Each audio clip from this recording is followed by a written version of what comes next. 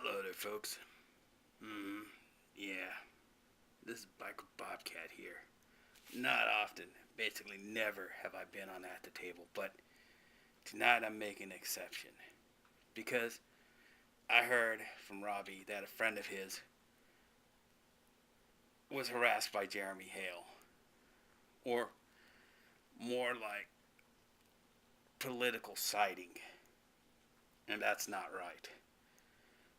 Especially since what he's doing is wrong.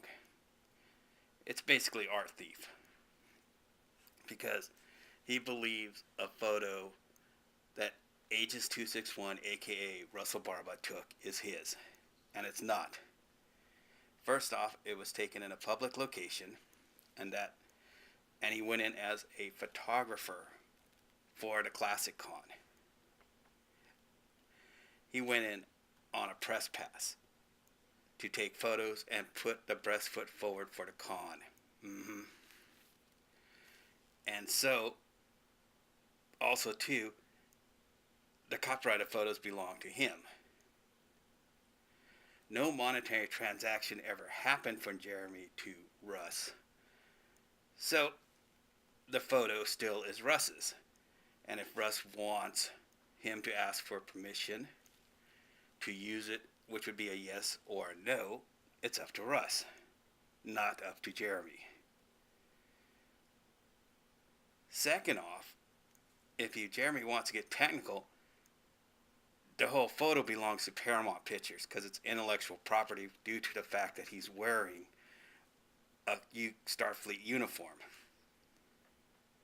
In which case, neither Aegis, Russ, aka Russ, or Jeremy have any case whatsoever.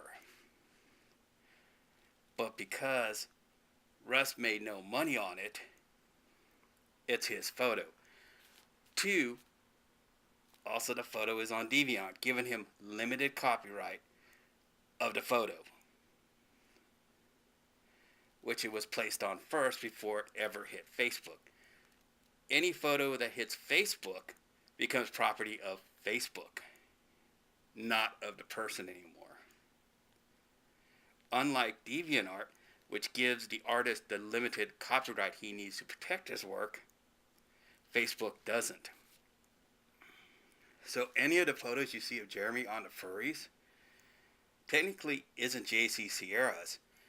They are Facebook's. Yeah, interesting. All the little subtle politics stuff they do so they can get free work from you. But if Jeremy and Russ had a monetary transaction, let's say like a portrait photographer, then Jeremy would acquire a limited copyright to the photo at hand. But because no monetary value or trade value ever occurred between the two of them, or an agreement, the photo belongs, yeah, he's not going to like hearing this, to Russ, not to Jeremy. And if Russ asks him to remove it, he should remove it at the artist's request, not at Jeremy's request. Any photo taken in a library, on a street corner, in a public building, at a convention, are all public photos and are by law the photographer's. Now, if you're a model, a professional model, you need a release. And you're making money off it, you need a release. And Jeremy's now asking, yeah, why does Robbie, Monster Mike, Caitlin Hare, Lightning all have Russ's work on their pages? Because they asked Russ if they could take the pictures at the places they were at, and they could use them. Lightning goes out of his way to ask Russ to take photos of him for him. And he is very happy to pose for Russ. Katie takes photos for Russ in her Sonic costume. Yeah. At like Free Comic Book Day. Robbie, the Modesto Angry Bird, is dragged to conventions just to take photos for Wasteland TV for Russ. and then ask, can he use him? Every game night, there's an unwritten agreement that he could take photos of the group. Yeah. Just to showcase that they have a group fun, like going to furry bowling. JC Sierra can take pictures of the people there. Yeah, that's true. Even though there are certain people in the group, like Russ, who doesn't like his photo taken, he has taken his photo. But Jeremy loves Jeremy. Jeremy thinks everything is owned by Jeremy. And everyone is picking on Jeremy. When there's only one person picking on Jeremy, and that is Russ.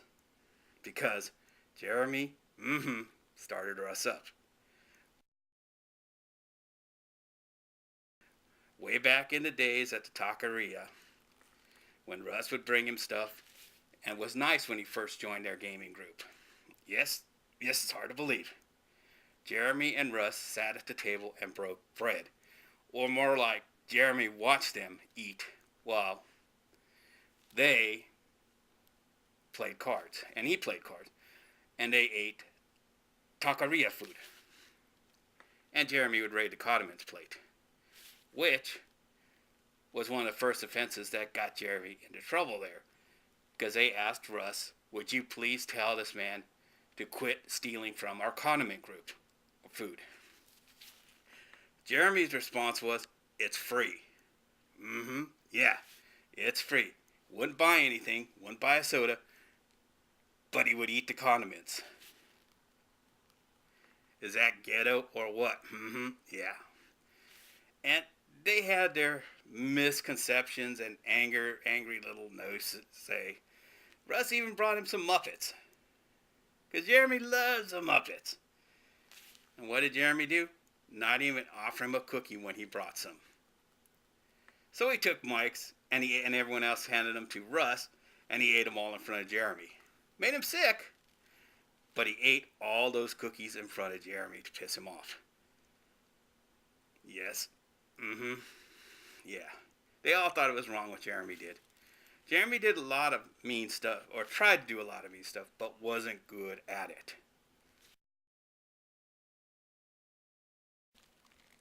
So basically, Jeremy and Russ have been at this for years. Because Russ made it his personal goal in life. At that time, he stood up in the middle of taqueria, turned to Jeremy, and in a straight voice told him, I am going to make it my personal goal in life to make Jeremy commit suicide. Why? Because Jeremy was just downright ornery. And he wasn't nice to most of the guys. And so he left after a while, moved to Modesto, wherever the road carries people like him. Then he reappeared at the Colossal Con, one of the Modesto cons. And Robbie saw him, dressed as Naruto, like he did 20 years ago. Put on a lot of weight, too, because that uniform had stretch marks. Yeah. I saw the photos. I have never seen Naruto so fat. And he was so thin when he first put it on. It's kind of sad. Fat Naruto. And Robbie and him are talking, and then he goes, and they start, and then he starts just bad-mouthing Russ. Okay.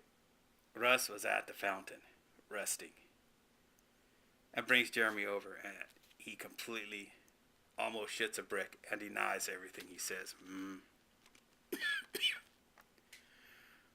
But in the end, Jeremy, you want this to end.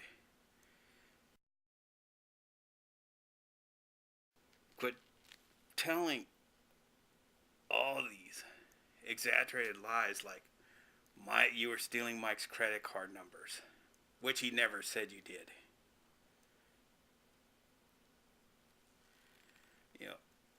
getting people banned, getting people kicked off Facebook. That's not right neither, just because you want your way. Mm-hmm. If, Jeremy, if you actually created and built something, this is my advice to you, you would feel differently about it. If you contributed instead of ate pizzas at pizza bowling when they say you could only have two, and you go with different people and get two more and suck down 8 free pieces of pizza because you feel you need to get your $2 worth. Or let's say at the Halloween Christmas thing, you're complaining that, oh, I didn't know about the gift giving when it's just posted all over the site for a week and you're there on it. And Russ was nice enough to give you a gift so you could participate in the thing. And what do? You sit there and run off with the gift and ignore him and don't even say thank you. Because if it wasn't for him, you wouldn't have been able to participate in the Christmas 2015 Christmas party. And you say he's a bad dude, yet you're the one who's always in bad form with Russ. So, with me finishing this, you have a problem with him, ask him if you can talk to him face to face. He's probably going to say no about the photo, and you're probably going to say no about the face to face.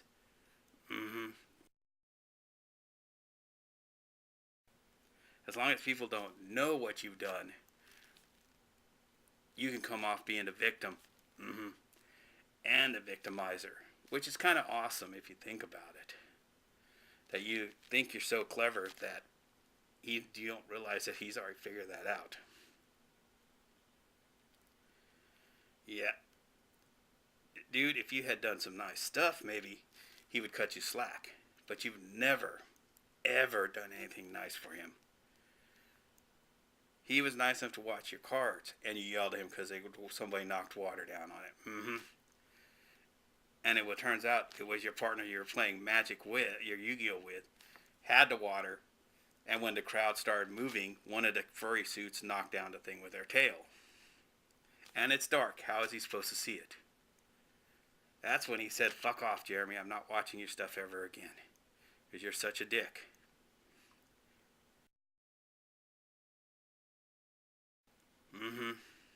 And with concluding, I would have to say,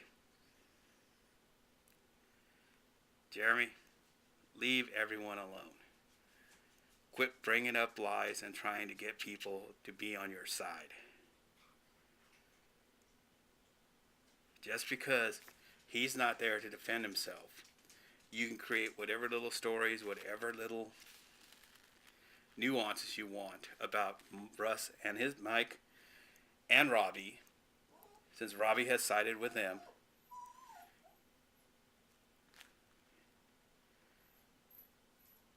And that's not right neither. Dividing people is never right, and it's never nice. Okay. Dividing groups and dividing people up is never very pretty. Because all you do is hurt yourself. Then you hurt the person you're trying to hurt. And then you hurt everyone around you. Because then everyone questions integrity, trust, and the honor amongst thieves. You don't want that to happen. Yes. And in finishing, this is it for Biker Bobcat at the Table.